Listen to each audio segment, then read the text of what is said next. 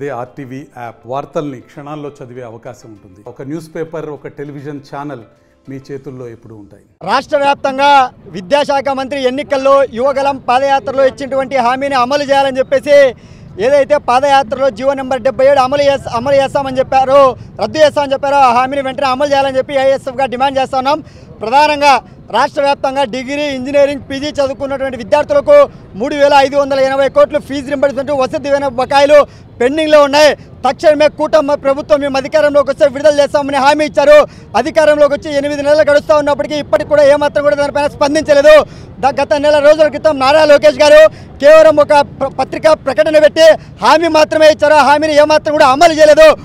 ఒక పక్క విద్యార్థులకు రాష్ట్ర ప్రభుత్వం ఫీజు రింబర్స్మెంట్, వసతి దీవెన బకాయిలు విడుదల చేస్తామని చెప్పి పేపర్ ప్రకటనలు వేసుకున్నప్పటికీ విద్యార్థుల కష్టాలు ఎక్కడ కూడా తీర్చలేదు.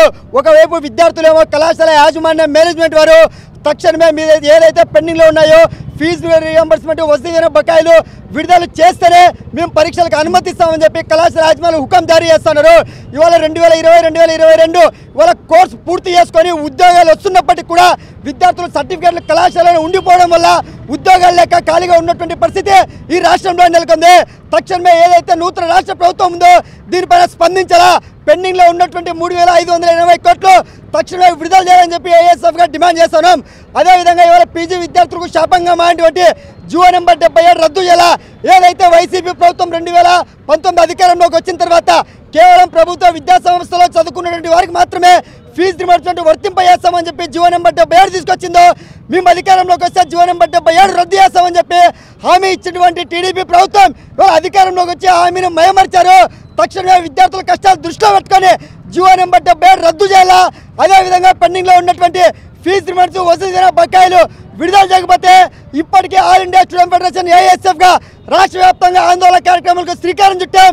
ఈ కార్యక్రమాలు కూడా అమలు చేయకపోతే జనవరి మాసంలో జలసీఎం కార్యం ముట్టడిస్తామని చెప్పి ఈ సందర్భంగా ఏఐఎస్ఎఫ్గా రాష్ట్ర ప్రభుత్వాన్ని హెచ్చరిస్తా ఉన్నాం. రాష్ట్ర వ్యాప్తంగా పెండింగ్లో ఉన్నాయో 3,500 కోట్లు విడుదల చేయాలి. అలాగే ప్రభుత్వ జూనియర్ కళాశాల మధ్యాహ్నం భోజనం కొనసాగిస్తారని మీరు ఇప్పటికి కూడా అంటే నవంబర్లో కావచ్చు, డిసెంబర్లో కావచ్చు, జనవరిలో మేము ఖచ్చితంగా కొనసాగిస్తామని చెప్తున్నారు. ఓన్లీ కల్లి ముల్లి పాటలు చెప్పి మీరు చెప్పకండి. ఏదైతే ఈ రాష్ట్ర ప్రభుత్వం మేము అధికారంలోకి వస్తే విద్యార్థుల పక్షాన, పేద బడుగు బలహీన విద్యార్థుల పక్షాన ఉంటామని చెప్పారు. ఆ విద్యార్థులకు ఏవైతే మాట ఇచ్చారో మీరు నిలబెట్టగలని చెప్పేసి ఈ రాష్ట్ర ప్రభుత్వాన్ని హెచ్చరిస్తాం.